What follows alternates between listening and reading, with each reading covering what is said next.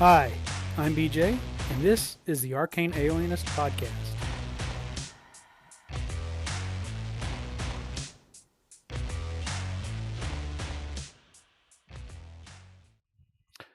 Hey everybody, how you out there? Hope you had a happy 4th of July for those of you in the United States, which, according to all the feedback I get from Spotify for creators, that's most of you. Um, so hope you had a good 4th of July.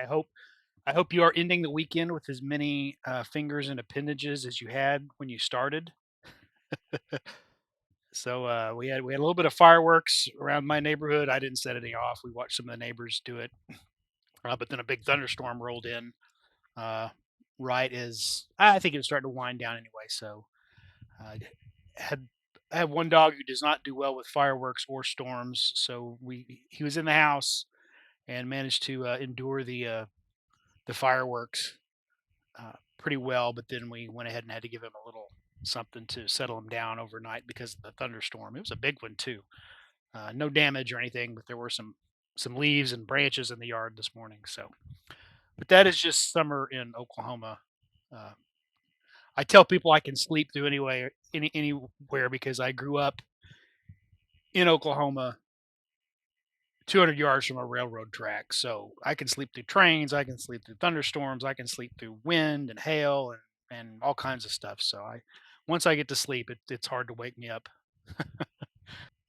I've got two topics I want to talk about. Well, one topic I want to talk about, which is the use of the six-sided die in uh, in D&D and related games. But I've also got a recap of my home group.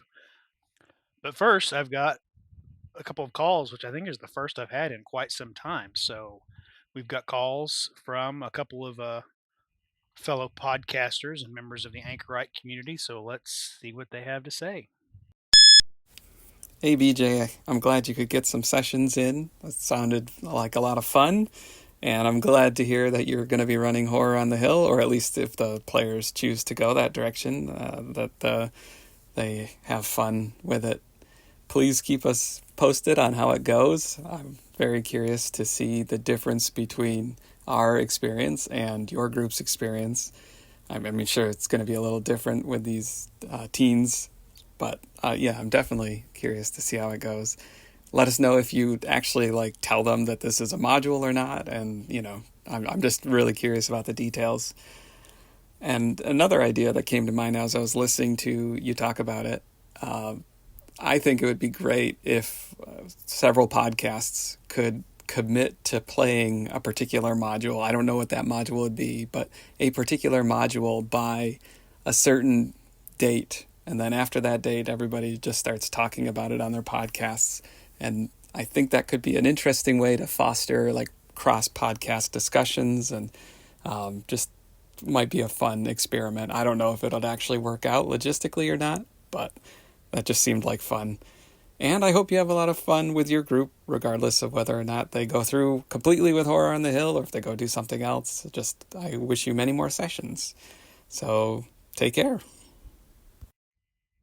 That was Merc the Meek of Merc the Meek. Thank you for the call. So as you're about to hear, we did go ahead and get into Horror on the Hill. They did take the bait, and they do know it's a session. I mean, they do know it's a module. Excuse me. If for no other reason that when they see me pull the module book out and flip through it and start describing what's going on, or to look up something I need to reference, they know I've switched from improving or rolling random encounters on the hex crawl tables, and we're into something that's published. But I don't think they really. It isn't like they're like, ooh, a module, or it doesn't really change their style of play. So, but they do seem to be enjoying it and interested in what's going on. And so we'll get a little bit of an update here in a minute, and I'll continue to provide updates as I can. I think that's a cool idea to take some of these old classic modules, amongst kind of our group. It may be hard to find people who haven't played them before, but you can replay them if you haven't played a module in a long time. You can play through it, and you may not remember all the details, and might suspend a little bit of your meta knowledge just to go along and see what happens, because it's never exactly the same way twice anyway when you got different players and the dice uh, give different results. So that would be a real fun idea. So let's keep talking about that and see if we can make it happen. Hey, yo, BJ. I'm actually pulling an old school clerics wear ring nails right now while I'm doing a call in while exercising. I think he used to be on the elliptical, but I'm on my exercise bike. Just got finished listening to your latest DM Dad episode. Yeah, I am not a father. I don't even have a father anymore. I'm not an uncle. I've never really worked with kids, but I am a dude, I guess, for sure. Anyway, awesome, dude. I love hearing about your world of Erd. I just love hearing about other people's games and their campaigns, especially in their own world. It sounds like so much fun, dude. Running a hex crawl game with a bunch of kids, West Marches, how that just sounds friggin' awesome. And I'm so stoked for them to have you as their dungeon master to show them the ropes. And yeah, dude, throwing horror on the hill on there, awesome stuff. If you want to talk about it, feel free to reach out because I don't know if any of your players listen to your podcast on the down low to try and get some secret information. So I won't say too much here, but it's a great adventure. And yeah, man, keep up the great work and I'll talk to you soon. Peace out. That was Joe Richter of the Hindsightless podcast. Thanks for the call, Joe. No, I don't worry that any of them are listening to this podcast on the down low. I don't think most of them even realize it exists. Except maybe my son, and he's too cool to waste his time listening to it. So I think we're safe there. I appreciate the compliments or the praise for world building. I also like to hear how other people world build and how they adapt stories to uh, to their campaigns. So it's always a cool thing to hear, uh, including when you do it. I like, Joe's always recapping on his podcast his latest stuff, and he tends to tweak things a little bit, even though he runs a lot of Pathfinder modules. He changes stuff on as needed to make it fit his group or what makes the most sense to him, which is the purview and probably the obligation of every game master. I think when they're using published material is to tweak it as they see fit. So thank you, Joe, for that call. Thanks also to Merck for the earlier call. I'll put links to both of their podcasts in the episode description for today. Okay, on to other stuff.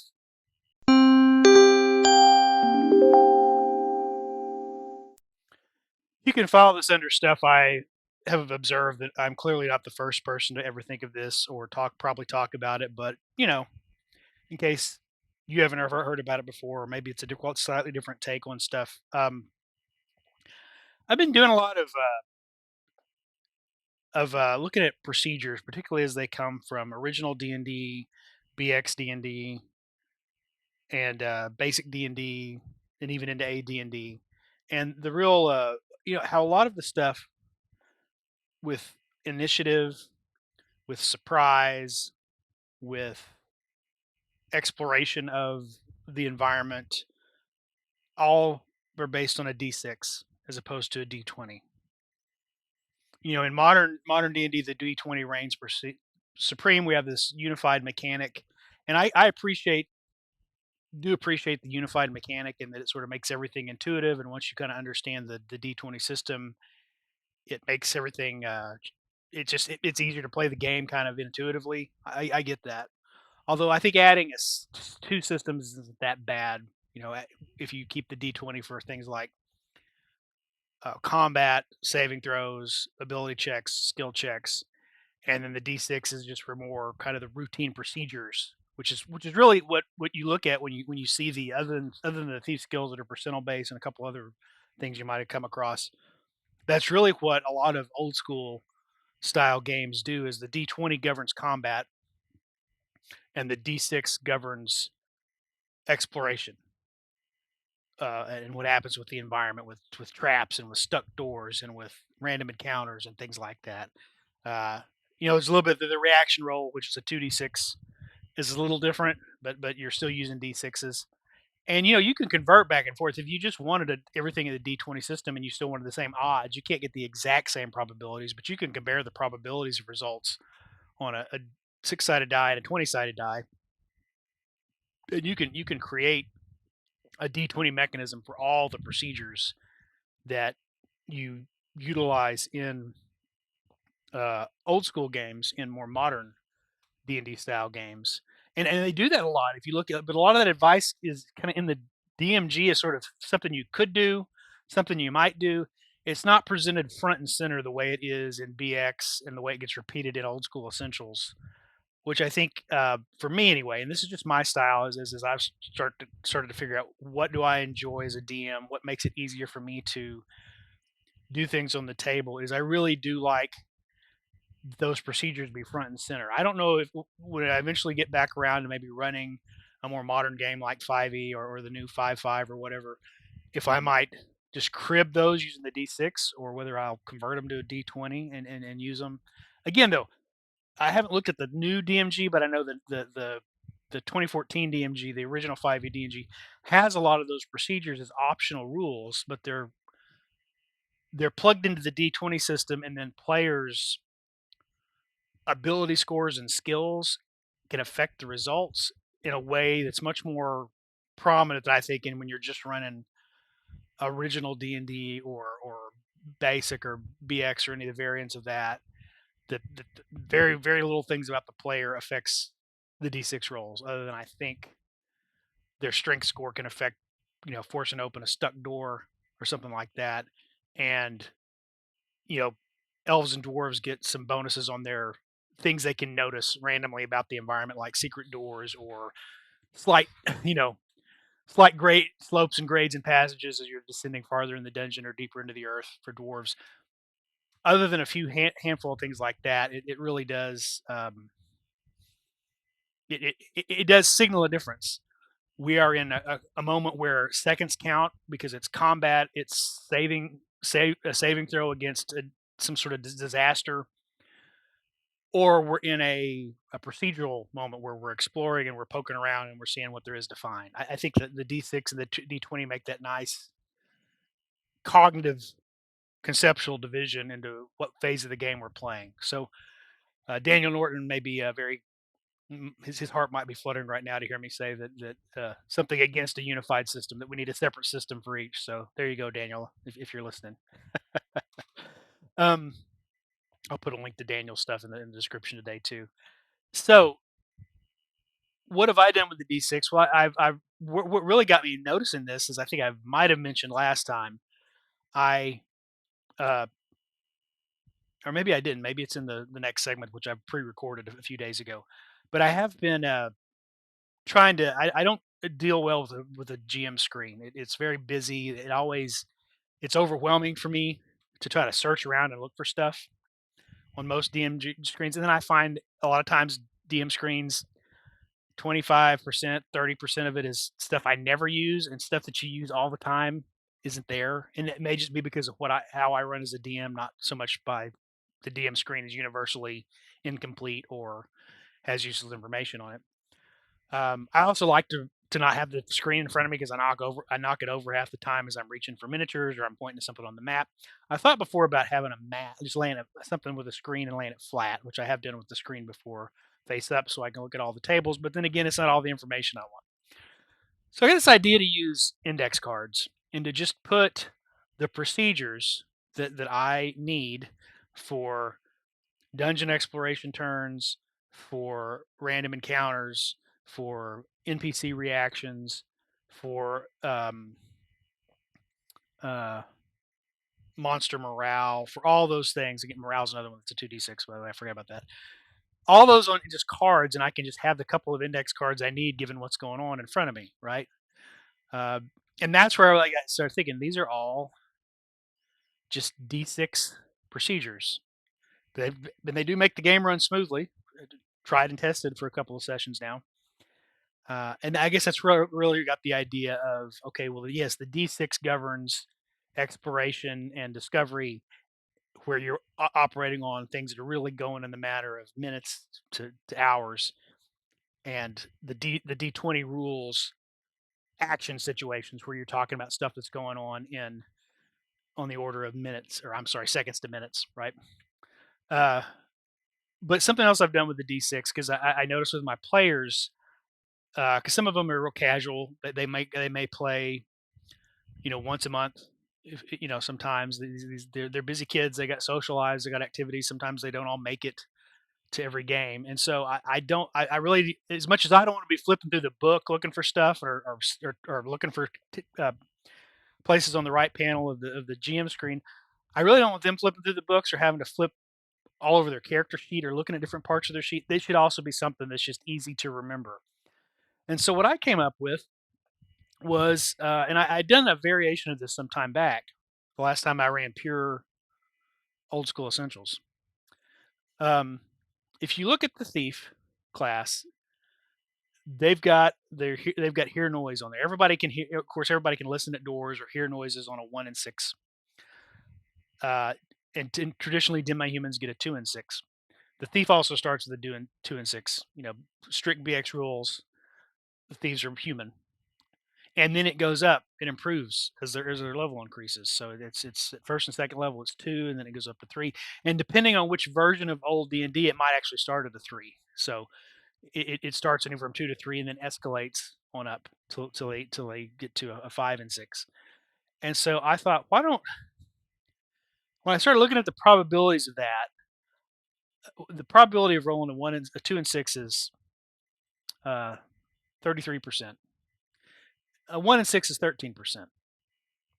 13 technically 13 point what? No, I'm sorry, not 33. 16.666666 versus 33.3333 at a 2, and then 3 it's 50-50. But it's not that wildly different from the other percentages of the thief abilities other than the climb walls. They're starting out at around 15-20%, and then they kind of go up 5% per level. You could kind of, with a little bit of tweaking, match those, so that you could just use the D6 for the uniform mechanic, which is actually what the thief in White Box Fantastic Medieval Adventure game does. It tries to adhere to more. It's basically a different version of the Swords and Wizardry White Box, which is original White Box D&D. But this White Box and goes ahead and adds the thief in because it's such a popular class, and it just uses that mechanic for all the thief abilities. That is a 6-sided die, and those are more exploration abilities. They're not combat abilities. They're exploration abilities. So I thought, well, that might make it easier. But there's some other stuff we could do with that table. As I'm looking at, because I've been playing Swords and Wizardry Complete, which is based on original D&D with all the supplements up until the point they sort of switched over to AD&D and Holmes Basic as the two product lines. It was sort of the complete original D&D once you get all the supplemental books and some of the articles from the Strategic Review and other stuff Gygax and friends had written. Uh, and so you see that there are some abilities in there that the assassin and the monk also have thief abilities. And I've done in the past, when I said there's a variant of something I've done in Batman, I'd also use that same D6 mechanic to import the mighty deeds of arms into the fighter for BX, because we're not playing with the funky dice that escalate the way it does in Dungeon Crawl Classics. So I don't have a D3 and a D5 and a D7 and stuff like that. We just use that same scale. That's the chance of being able to perform a mighty deed of arms. So that's kind of what I came up with. Is this sort of the rule we're going to use? It's the mighty, the mighty deed, the mighty D6. I don't know what I'm going to call it. It's the D6 of mighty deeds. There we go. The D6 of mighty deeds. So for like your fighter, ranger, paladins, they can perform this maneuver, right, with the D6. For them, it is in combat. That may be the one exception, but it is also simple to remember. For the thieves and the other classes that can use thief abilities, there's your chance of picking a lock or disarming a trap or things like that, and it gets better as you level up. And for monks, um, I kind of like thinking about letting monks do both, because they're both, they both have that thief kind of sneaky ability that comes with the class and in old school. But they also are expected to get into in fights, and because the mighty deed of arms sort of adds this cinematic element to fighting, then that certainly tracks with a monk. And if you've been listening to Merck's, who called in earlier, latest few episodes, we've been talking. He's been talking about. I had one call into how do you kind of graft karate into an older, well, any D&D system, but some of us have been talking about the uh, old school D&D systems. Well, that kind of gets into that. Is allowing a monk to just do that deed dice as a way to say trip somebody, throw somebody, put somebody in an arm lock, or uh, maybe deflect incoming damage. I don't know how you want to do it. Right now, I'm just saying it's not it's very narrative. The player can decide what it is. Just anything that isn't going to do damage. Because if you just want to do damage, the damage is the attack. Whether you're using a weapon or you're punching somebody or kicking somebody, but you could add this extra flair, right? So I've added that, and then the player we have been looking at when we converted to Swords and Wizardry Complete. The player that is playing a monk right now have been playing the old school essentials advanced acrobats. It's kind of based on the Arcana thief acrobat skill, and so he lost a couple of things with acrobatics. And I thought, well, why don't we just let that D6 also represent some of those acrobatic skills? Again, very consistent with a monk. Backflips and tumbling and jumping. Jumping and leaping and things like that. So I'm going to keep playing it at the table and see how it works out. Um, anyway, that's where I am with the mighty D6 of mighty deeds. So I don't know. Let me know what you guys think. I'm certainly going to try it at the table for a little while and see if it works well for everybody. The first time out in the recap I'm about to give you, I don't think I talked specifically about it, but it did work well for the times that people did use those skills. So that's it for the D6. This next segment I did pre-record the other day while I was on my lunch break, so the sound quality is going to be a little different. You might hear a little bit of background noise because I was sitting in the car at my lunch break. But here we go.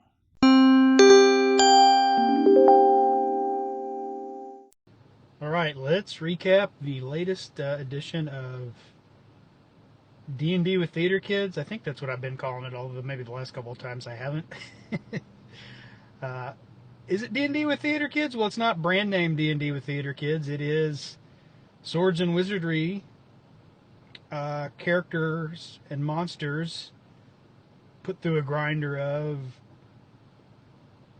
BX, old school essentials, procedures for, dungeon exploration, wilderness exploration. I do want to do a shout out to Ten Cars Tavern. I'll put a link to the video, but I saw a video there on how to create a procedure for town if you just want to use some roles to kind of say this is kind of what roughly happens to you guys in town, and you can make it as role play it out as much as you want to, or just make it very procedural. But it worked. I used it this time and it worked really well. So that's actually where we'll start with the recap. So be sure and check out that video. Anyway, last time we left off, they had encountered a pride of griffins and wanted to befriend the griffins and eventually ride them and use them to fly across the river to the mysterious hilltop, which, spoiler alert, contains horror on the hill. But one of them got injured and bit by a giant snake, and they had to go back to town to make sure he healed up and didn't die. So we started in town, and that also allowed some of the players who weren't here last time to get their characters back into the group. So before they left town, this is a really neat procedure that is set out where you, depending on what you want to do, every character gets to pick an action, whether they want to just lay low, look for an odd job for a week, do some research or investigation, try to find contacts, or just kind of go around and carouse and pick up rumors. So, two of the characters chose to do research on griffins. And based on their roles, it said that one had kind of a no real success. Uh, the other one had a great success. And what happens at the end of this, you make an intelligence check, and then the DM kind of determines what they learned. So, because it was successful, because one of the players was successful, what I said was they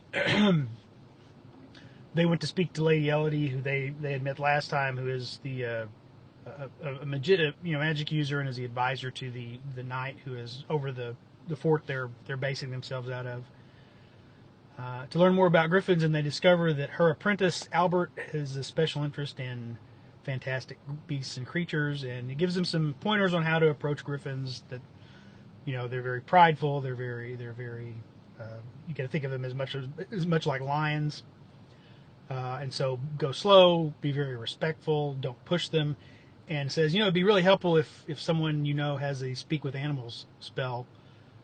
So turns out that the player who plays a druid was here this time, so that took care of that. Meanwhile, Callie, the halfling fighter that one of the kids plays, wanted to just go around and see who she could meet, so rolled that she was going to make a new friendly contact as a result of the procedure. And so I said, okay, well, you find a fellow. There's some halflings there, a family of halflings. They moved in and they're starting a little farm patch where they're going to build a farmstead here. The Cloverleaf family. There's the parents and a grandmother. The dad's mother lives with them, and they got two young kids. And the kids are immediately fascinated that they see a halfling, but she's got a sword and a bow and armor. And have you been on adventures? Tell us all your stories. So they make friends. And then the character who's playing an assassin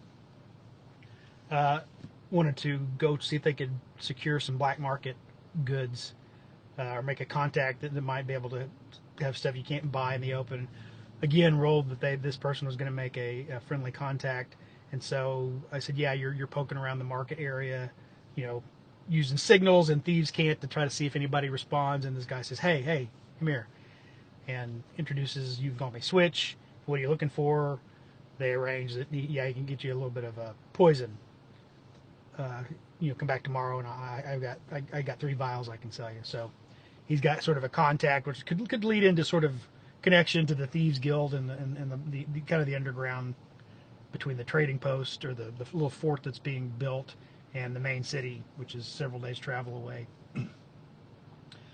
Anyway, that was their town adventures. So we got some new NPCs that they can interact with in the future for information or help or assistance. And then they decided to return to the spot where they had encountered the griffins. Keep in mind the whole time that the river that they're needing to cross also goes right by the fort. They could have just probably built a raft or commissioned a raft and just floated down the river to the spot they wanted to go in. I even reminded them of that, but they're fixated on now they want to ride griffins, which is far more interesting to me. I remember the griffins were a complete random encounter. So they go back to the spot where they encountered the griffins.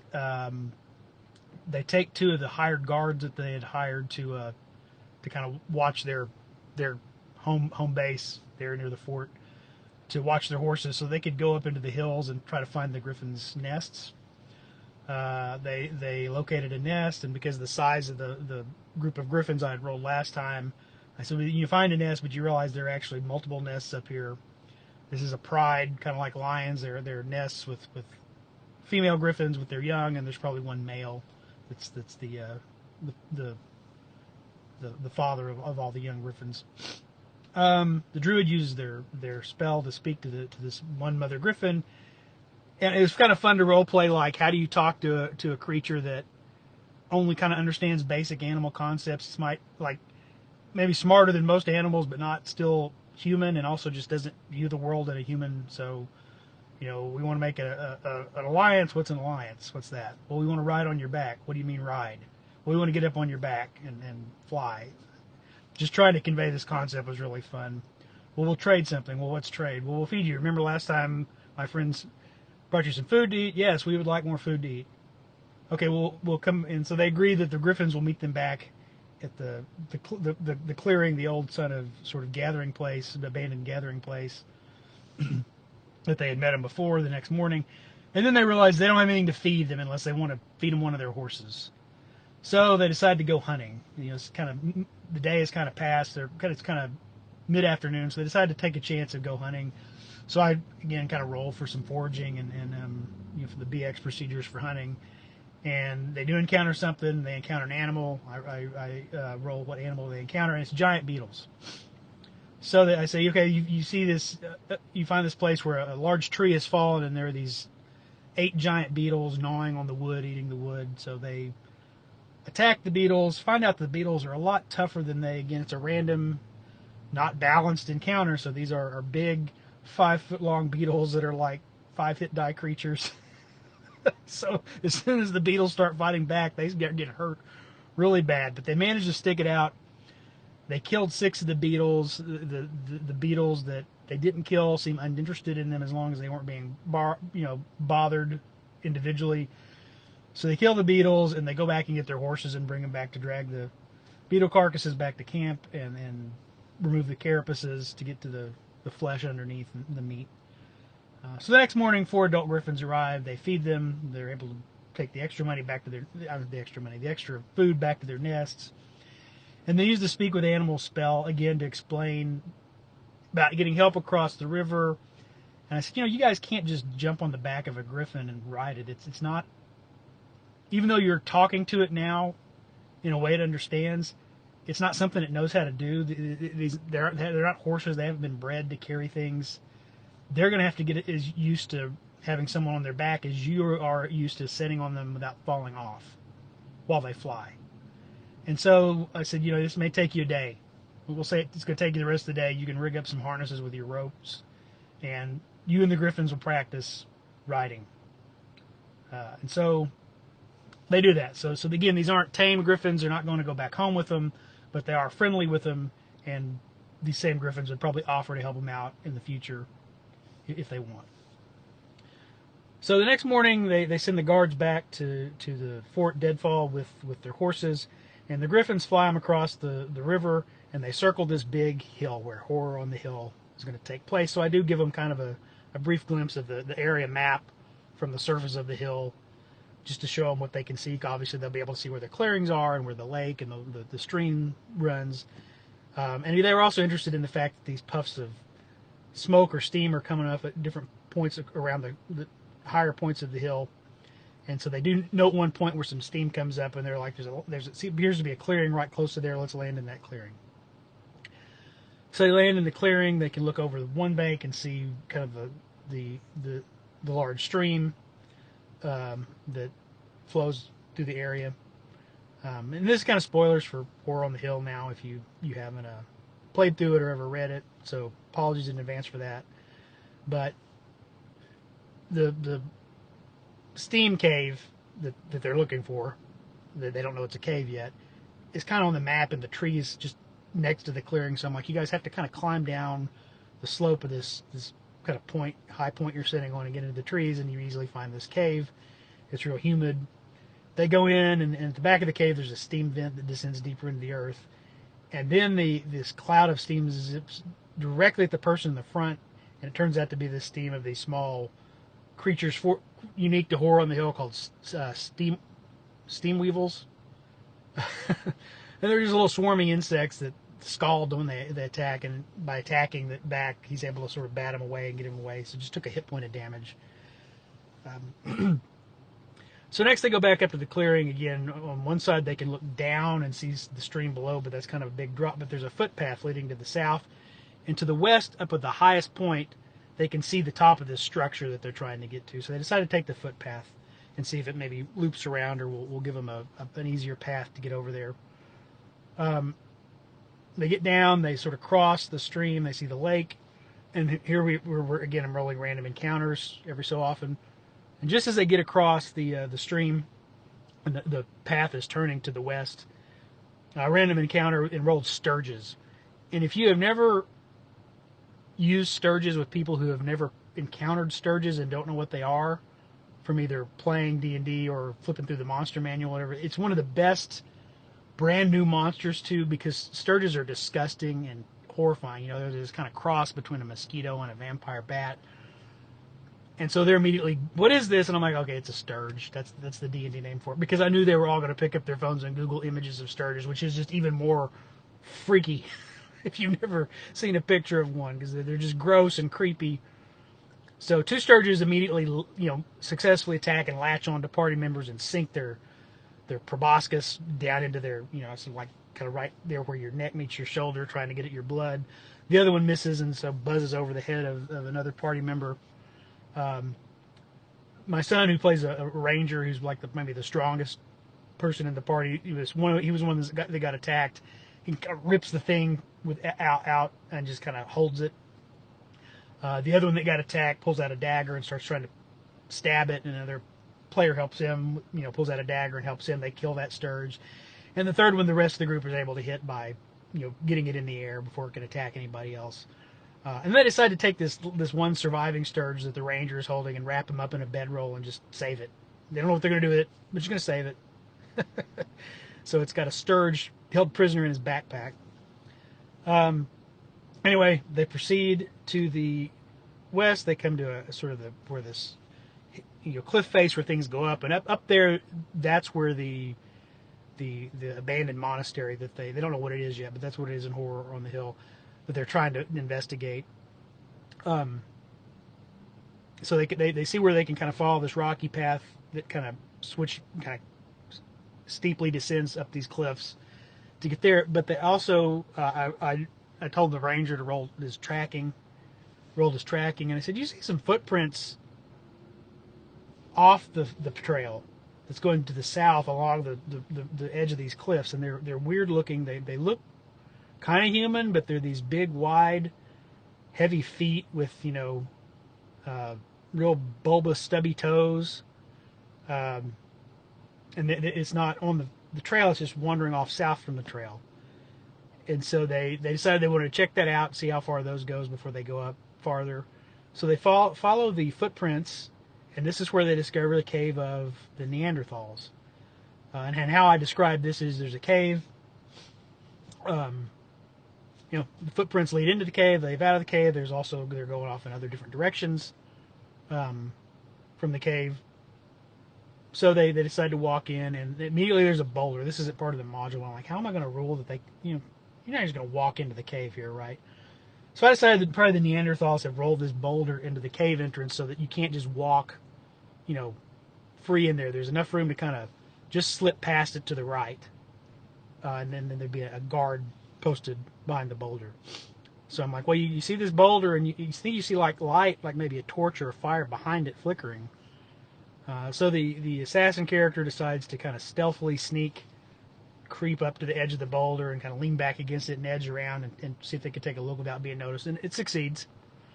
And sees a Neanderthal standing. Of course, I don't call it a Neanderthal. I say this is sort of 5.5 foot tall, very broad-shouldered, heavily built, roughly human figure with a thick brow and forehead and shaggy hair. And of course, they all know, is it a Neanderthal? And I'm like, yeah, I think your characters wouldn't know that's what it is, but that's the image you're seeing in your head. So it goes back and tells everybody what he sees. They decide to just announce themselves. So then the Neanderthal looks around from his guard post, sees them, is kind of curious, says some things they can't understand, kind of in this grunting language. Kind of turns around and yells back into the cave. Another one comes up and is looking at him. And the module says the Neanderthals will be friendly and curious as long as no one is hostile or mistreats them. And so I'm like, yeah, they're trying to communicate with you. It's just not a language you understand, and nobody has any kind of magical ability to comprehend languages in the group. So they start making hand gestures, trying to talk to them, and they convey to them that if they'll drop all their weapons, they'll let them come back into the cave. So the assassin character says, I'll stay here with everybody's weapons, and everybody else can go in and try to communicate with them. So the rest of the party goes in. And I decided that when the druid puts his staff down, one of them picks it up and hands it back to him very respectfully and kind of bows his head respectfully. And what we do is the Neanderthals recognize, even though they can't communicate with him, that he's a druid, and they've probably had some encounters with druids at some point, or they recognize that he's something like a shaman or something. And so they're very respectful and really kind of happy to see him, and kind of almost act like they just assume he's in charge of all these other people that he's with. So they go in and they sit down and they keep trying to communicate, and I'm saying through gestures, and they start kind of drawing pictures in the dirt around them. They show that they draw like what looks to be like one of them going out of the cave, and then a much bigger humanoid, and they slam their fist down on the little drawing of the Neanderthal. That it seems to be indicating that there's something big out there that attacks them whenever they leave the cave. Which the module says there are ogres that keep them from spreading out and kind of settling this area for their tribe. And so they kind of think, okay, well, we'll help these guys. So they through gestures and drawing and sounds, they offer to help. And so they kind of settle at the Neanderthals are going to show them where to find these larger humanoids. It might be an ogre, a giant. They're a little higher level, so I might up it from the ogres that are there. I need to look at the hit dice and the attacks. I might use hill giants instead, because they're all third and fourth level, so they might wade through 2 or 3 ogres pretty easily. But we'll see. But that's where they left off. The Neanderthals are going to lead them to where they can find this whatever it is, and they're going to try to help them out. And that's where we stopped. So we'll play it again in a couple weeks, and I'll be back with another update, hopefully.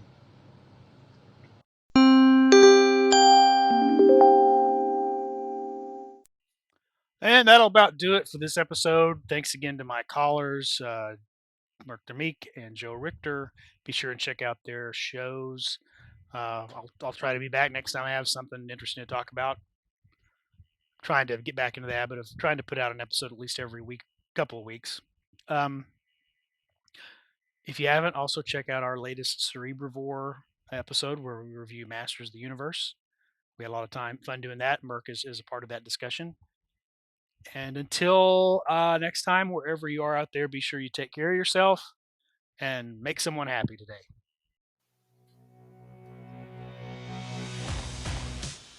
Thanks for listening to the Arcane Alienist podcast. The music you're hearing is Come and Get It by Scott Holmes Music.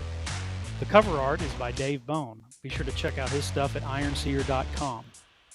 You can leave me a message. I have my SpeakPipe account linked to the show description. You can also send me an email at arcane.alienist@gmail.com. Just embed a voice memo, or I'll just read the text to your email during a future episode. Once again, thanks so much for listening.